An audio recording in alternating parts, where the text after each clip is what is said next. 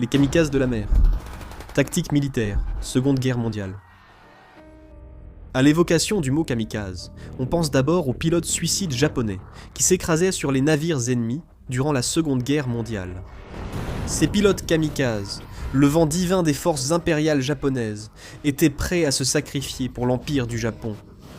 Mais ce sacrifice ultime pouvait aussi s'accomplir autrement que par les airs. Cette tactique menaçait également les Alliés depuis la mer, voire même depuis les profondeurs de la mer. Il existait plusieurs alternatives maritimes aux attaques suicides aériennes, comme les vedettes explosives, les torpilles kamikazes, les sous-marins de poche et les nageurs de combat kamikazes. Les vedettes explosives étaient considérées par les commandants japonais comme la méthode alternative la plus efficace aux attaques kamikazes aériennes. La marine impériale japonaise et l'armée impériale japonaise menaient chacune leur propre projet. La version marine s'appelait Shinyo, signifiant séisme marin. Le projet, qui a débuté au printemps 1944, visait à créer un bateau léger et rapide, armé d'une quantité suffisante d'explosifs pour causer des dégâts même aux grands navires ennemis. Après une série de prototypes, le projet a abouti au Shinyo Type 1 Modèle 1. En substance, le Modèle 1 était une vedette lance-torpille réduite, utilisant le même moteur automobile, Toyota KC6 de 67 chevaux, relié directement à l'arbre d'hélice. Avec une longueur de 16 pieds, 9 pouces, soit 5,1 mètres, et une coque en bois, le Modèle 1 pouvait atteindre une vitesse de 23 nœuds. Son armement principal était une charge de 595 livres d'explosifs placés à la proue. La charge était conçue pour exploser à l'impact, mais aussi grâce à un interrupteur manuel. Les versions ultérieures du Mod 1 étaient dotées d'un ou deux lance-roquettes anti-navires à la poupe. Les bateaux étaient également équipés de coupe-câbles intégrés à la proue et devant le cockpit afin de pouvoir franchir les barrages de protection. La conception du Shinyo était si simple qu'il fut produit aussi bien dans les grands et petits chantiers navals que dans des usines automobiles. Le plan visait la construction de 7000 bateaux, mais la production a cessé à 6200 à la fin de la guerre. Le modèle le plus sophistiqué était le Shinyo Type 5, armé de 2 lance-roquettes, ainsi que d'une mitrailleuse lourde de 13 mm. Le Type 5 servait de bateau de chef de détachement, assurant le tir de couverture pour les modèles 1. Le projet de l'armée impériale japonaise était mené sous le nom de code Marure. L'armée a développé 2 types de bateaux, un pour l'entraînement et un autre utilisé au combat. Il était appelé le modèle Heihon. Les Heihon étaient construits à partir de contreplaqués, et utilisaient également des moteurs automobiles qui permettaient d'atteindre des vitesses allant jusqu'à 23 nœuds. La principale différence avec les vedettes kamikazes de la marine était que le Heihon n'avait pas de charge explosive. Ils étaient équipés de 2 charges sous-marines à larguer près de la coque d'un navire ennemi. Les charges sous-marines étant moins efficaces, le Heihon ne pouvait viser que des navires non blindés, comme les transports de troupes. Utiliser des charges sous-marines, plutôt que des explosifs à la proue, permettait aux pilotes de survivre à l'attaque. En plus des bateaux, la marine japonaise a développé un projet de torpilles kamikazes pilotées. L'idée remonte à 1942, mais elle n'a été évoquée qu'au printemps 1944, après les défaites du Japon impérial.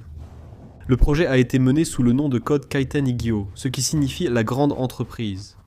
Le premier Kaiten Type 1 a déjà été achevé en juin 1944. Il s'agissait d'une modification de la torpille. Longue lance, type 93, modèle 3. La section avant a été allongée pour accueillir le pilote et une ogive massive de 1550 kg, ce qui suffisait à couler presque n'importe quel navire américain. Contrairement à d'autres torpilles humaines, le pilote était dans la coque sous pression et dirigeait la torpille via un périscope.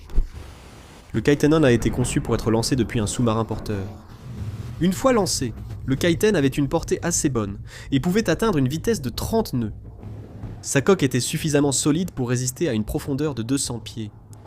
Une fois proche de la cible, le pilote amenait la torpille à 16 pieds de profondeur afin d'utiliser son périscope. Plus sophistiqués que les bateaux kamikazes, les Kaitens étaient fabriqués au chantier naval de Kure, l'un des plus grands du Japon. 3 autres versions du Kaiten ont été créées, mais le Type 1 est resté le principal pour la production de masse. Au total, 330 Kaiten Type 1 et sa version améliorée, le Type 1 Modèle 1, ont été produits jusqu'à la fin de la guerre. Quand les attaques kamikazes devinrent une doctrine généralement admise, les forces japonaises engagèrent tout ce qu'elles avaient contre les Alliés, envisageant même les sous-marins de poche. Les sous-marins Kuru et Kairyu étaient en service depuis le début du conflit. En 1944, ils ont été affectés à des missions Toko, avec l'ordre d'éperonner les navires ennemis.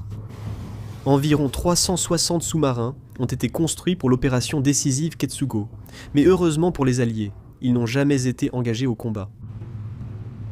L'opération Ketsugo, qui visait à défendre le Japon contre l'invasion alliée imminente, impliquait l'utilisation de tout l'arsenal japonais à leur disposition. La stratégie mettait particulièrement l'accent sur l'utilisation des attaques kamikazes. Pour se défendre contre les troupes de débarquement, les Japonais ont créé une unité suicide spéciale, les nageurs kamikazes. Fukuryu, ou dragons accroupis, étaient des plongeurs munis de combinaisons et d'appareils respiratoires spéciaux. Ils étaient armés de mines de type 5, avec une charge explosive de 10 kg fixée à une longue perche. Le plan prévoyait de déployer les nageurs de combat Fukuryu sur la côte où l'on attendait le débarquement allié. Des centaines de plongeurs suicides seraient positionnés à une profondeur de 4 à 6 mètres, en 3 rangées décalées. Les Fukuryus guetteraient une embarcation de débarquement ennemie dans des abris en béton dédiés. À leur arrivée, les Fukuryus les attaqueraient avec des mines sur des perches. La première unité kamikaze de nageurs de combat, la 71e Totsugeketa Yarashi, a été créée à l'été 1945, et le plan prévoyait de déployer un total de 40 000 nageurs de combat. Le coût du projet, ainsi que le déroulement des événements, ont conduit à l'abandon du projet. Au final, seuls les torpilles et les bateaux kamikazes ont été utilisés contre les Alliés. Les commandants japonais avaient de grands espoirs pour ces armes. Les équipages comprenaient des hommes de 16 à 20 ans réservistes, officiers mariniers et cadets, volontaires ou non. La première opération Kaiten a eu lieu en novembre 1944, menée par 3 sous-marins, chacun armé de 4 torpilles kamikazes. Les cibles étaient des navires américains, ancrés à l'atoll d'Ulithi. Les navires à l'ancre étaient considérés comme les meilleures cibles parce qu'ils étaient immobiles. Sur les 3 sous-marins initiaux, seuls 2 ont atteint la zone cible. Un seul des 8 Kaitens lancés a atteint sa cible, le pétrolier de la flotte USS Mississinewa.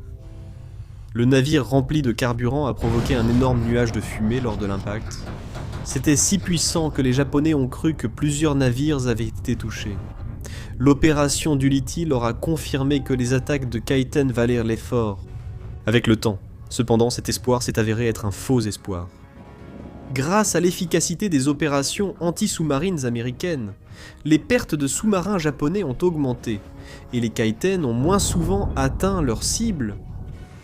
Les Japonais ont poursuivi les attaques kamikazes, visant désormais des navires en haute mer. Ces cibles, moins protégées, ont pourtant repoussé la plupart des attaques de Kaiten. Le dernier navire américain à avoir été coulé par un Kaiten fut le destroyer d'escorte USS Underhill en juillet 1945. Contrairement aux Kaiten, les bateaux kamikazes Shinyo et Heihon étaient destinés à des opérations défensives contre les débarquements alliés. Leur taux de réussite, un peu supérieur à celui des Kaiten, restait toutefois sans impact notable. Beaucoup de bateaux kamikazes ont été détruits pendant leur transfert. Les bateaux ayant atteint leur base ont eu un certain succès début 1945 vite stoppé par une campagne américaine anti-kamikaze agressive. Les vedettes lance-torpilles américaines traquaient les bateaux kamikazes, souvent détruits dans leur base par des attaques aériennes et l'artillerie navale. À Iwo Jima et Okinawa, les bateaux kamikazes ne menaçaient pas les péniches de débarquement américaines. À l'été 1945, les attaques kamikazes en mer s'étaient révélées être un échec total. La fumée remplit le ciel. Le cockpit vibre comme s'il allait se désintégrer. Des balles traçantes passent devant les ailes. Des lignes rouges, blanches et oranges montant vers lui. Aoki Kenji serre le manche à balai des 2 mains alors qu'il force son zéro à piquer brusquement. Sous lui, de plus en plus grande à chaque seconde, se trouve le pont d'envol plat et reconnaissable d'un porte-avions américain. Il n'a qu'une seule mission, frapper le navire. Il n'a qu'une seule chance, et il ne lui reste que quelques secondes à vivre. Son épaule le brûle. Quelque chose l'a touché plus tôt. Peut-être un éclat, peut-être une balle, mais il l'ignore. Le nez de l'avion s'abaisse, le moteur hurle, l'appareil tremble violemment, comme s'il tentait de se libérer.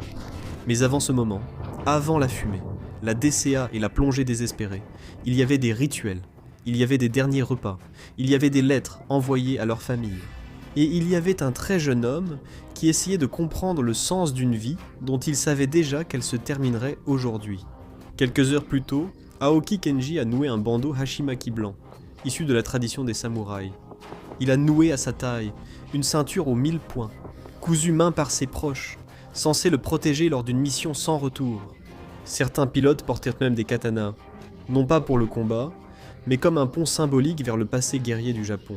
Avant l'aube, Aoki et les autres pilotes se sont réunis pour partager une dernière coupe de saké et un dernier repas de riz nature. Puis il était monté dans son cockpit, un cockpit dans lequel il avait appris à décoller mais pas à atterrir. C'est exact, l'entraînement des kamikazes incluait rarement l'atterrissage. À quoi bon? Le carburant, le temps et l'équipement étaient que tout trop rares. On apprenait à décoller, à voler en ligne droite et à plonger, et cela suffisait. Maintenant, en plein piqué, l'avion d'Aoki est plus une arme qu'un appareil. Une bombe de 250 kg est attachée sous le fuselage. Il n'est plus un pilote de chasse, il est le système de guidage d'un explosif volant. Autour de lui, des explosions éclatent comme des fleurs noires dans le ciel. Les artilleurs américains utilisent toutes leurs armes, du 20 mm, du 40 mm, et même de gros canons de 5 pouces conçus pour la marine. Leurs obus ont des fusées de proximité, de petits détecteurs qui explosent près d'un avion sans contact direct. Aujourd'hui, les explosions sont nombreuses. Les avions tombent autour de lui.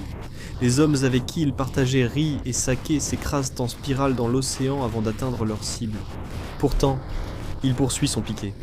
Mais comment un diplômé universitaire de 21 ans s'est-il retrouvé ici, au milieu du Pacifique, fonçant droit dans un mur de tir sans aucune intention de revenir? Pour comprendre cela, nous prenons du recul. Nous nous éloignons de la fumée, de la DCA, du porte-avions qui grandit dans son pare-brise, et revenons là où tout a commencé. Le Japon s'effondre. Des années de guerre ont épuisé ses forces. La puissante marine impériale est désormais dispersée au fond de l'océan. Sa force aérienne n'est plus que l'ombre d'elle-même. Les Américains avancent d'île en île. Maintenant, la bataille d'Okinawa fait rage, et les îles du Japon paraissent soudain terriblement proches d'une invasion. En ce moment de désespoir, le Japon se tourne vers une nouvelle arme, les unités d'attaque spéciales. L'histoire les retient sous un autre nom, kamikaze. Aoki Kenji, comme beaucoup de jeunes hommes de sa génération, a grandi entouré d'une discipline stricte et d'une profonde vénération pour l'empereur. La loyauté n'était pas seulement attendue, elle était enseignée comme la plus haute forme de vertu. Le sacrifice pour la nation était considéré comme honorable, voire glorieux. Lorsque Aoki se porte volontaire, il croit qu'il fait ce qui est juste, ce qui est honorable, et il croit que sa mort pourrait aider le Japon à survivre un peu plus longtemps. Avant de rejoindre la mission, Aoki réfléchit à un serment en 5 points qu'il a prêté autrefois. La loyauté est ton devoir, la bienséance est ta façon de vivre. Tu dois estimer la bravoure militaire, tu dois apprécier la droiture, tu dois vivre simplement. Il espère avoir été à la hauteur de ses principes. Il écrit une dernière lettre à ses parents. Il leur dit de ne pas s'inquiéter. Il leur dit qu'il accomplit son devoir. Il leur dit qu'ils devraient être fiers. Et ils le seront probablement. La culture du Japon, imprégnée des traditions des samouraïs, enseignait qu'il valait mieux mourir avec honneur que vivre dans la honte. Pendant la guerre, les soldats américains ont affronté des charges banzai, des assauts où la survie n'était jamais l'objectif. Le kamikaze allait devenir l'ultime attaque banzai. L'appareil d'Aoki pour cette mission sans retour est le Mitsubishi A6M0. Autrefois le joyau de l'aviation japonaise, il est désormais dépassé et largement inférieur face aux Hellcats et Corsairs américains. Le Japon manque tellement d'avions qu'il emploie de vieux modèles endommagés ou des appareils d'entraînement comme kamikaze, et construit même certains avions spécialement pour ces missions suicides. Le plus célèbre est l'Oka, la fleur de cerisier, une bombe guidée par l'homme propulsé par fusée. Aoki en a entendu parler, mais n'en a jamais vu. C'est quelque chose qu'il considère comme une petite bénédiction, et tous les pilotes kamikazes ne sont pas aussi volontaires qu'Aoki semble l'être.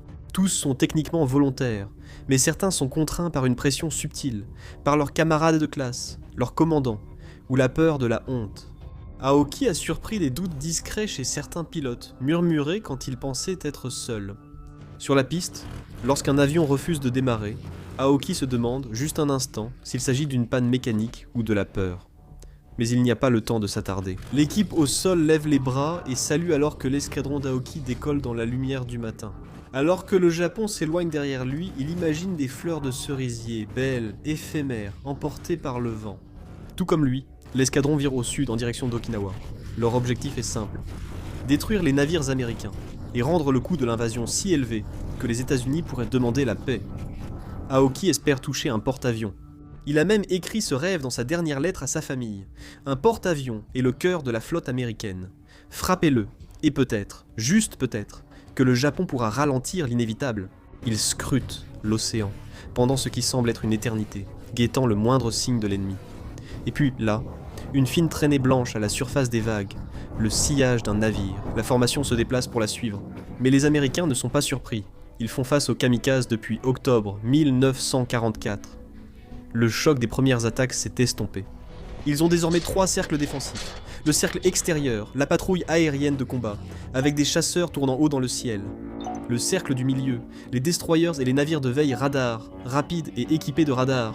Le cercle intérieur, les croiseurs, les cuirassés et les porte-avions, le noyau de la flotte. Le premier navire qu'Aoki aperçoit est l'un de ses destroyers de piquet. Il ouvre immédiatement le feu. Des explosions de DCA éclatent autour d'eux, alors que l'escadron avance. Il ignore le navire. Sa cible est au-delà. Il doit atteindre le porte-avions. Le destroyer signale leur position par radio. Les canons sur tout le champ de bataille s'éveillent. Des obus explosent dans toutes les directions. L'avion d'Aoki est touché à nouveau. Son épaule le lance, mais il force le Zéro à continuer. Il franchit le premier cercle, puis le second, et au loin, il le voit enfin.